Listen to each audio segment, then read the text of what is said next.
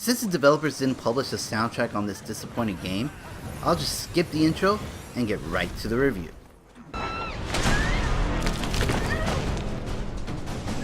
The overall story of this game is the humans and the Revenis, basically orcs, used to bond together, basically became peace with one another.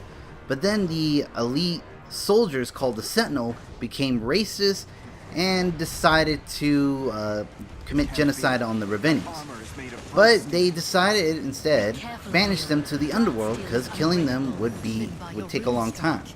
And the humans who were bonded with them started to rebel and decided to kill the Sentinels instead. And now that the Sentinels were dead, or just basically no more, the Revenis somehow made a magic portal and teleport themselves to the human world and commit genocide on the humans. Then there were a couple of Sentinels that survived, and the humans, instead of, all of a sudden got angry with them, they just flipped tables and started to, tell them to save them from the Revenis from becoming genocide. So the two characters that are in this game are Abel, who is the main character and also the character that you play as in the entire game. Basically is the one that defends the humans, rescues them, and kills the Revenis. You have the other character named Xander, I believe that's the name, is basically the scientist of the Sentinels, who is the one that actually finds a way to create the portals out of crystals and helps save humanity and teleports them to the underworld in which the Revenis were banished from. I mean, the loophole on that is, like, if the Revenis were able to teleport to the human world, shouldn't they also be able to teleport some back to the underworld? And also, aren't most of the Revenis that were all banished from also in the underworld? So I don't know why the humans teleport them to the underworld. I don't know. That's the biggest loophole and plot hole out of the whole story. And I know I'm giving spoilers, but since this game is very bad, it's a very disappointing game overall, and I'll tell you why. I'm just gonna spoil the whole thing anyway. So the ending of this story is hilarious and disappointed again. Is that Xander and the rest of humanity leaves, and they leave Abel behind without looking back. And he did look like he really wanted to be rescued and needed to be in the underworld as well, but then decided to get killed by a pack of giant Revenis. And for some reason, Xander just created her own Sentinel army, in which they should have done in the first place, and decides to teleport back to the human world to take their land back. In which that kind of shows a sequel.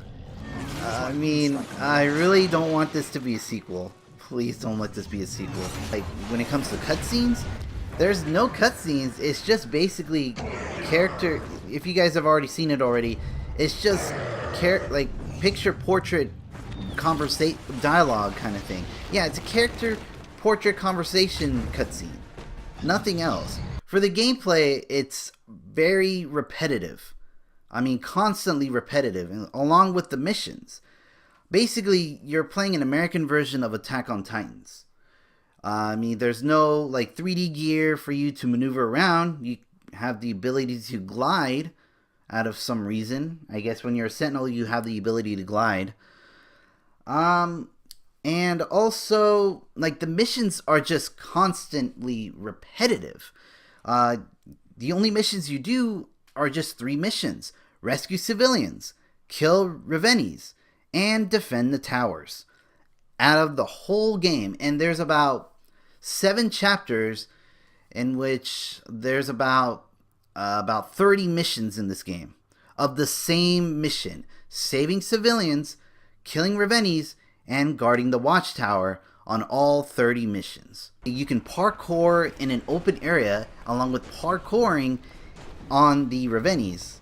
Basically, that's the only advantage that has against Attack on Titans. The game level design is, to me, it's awful.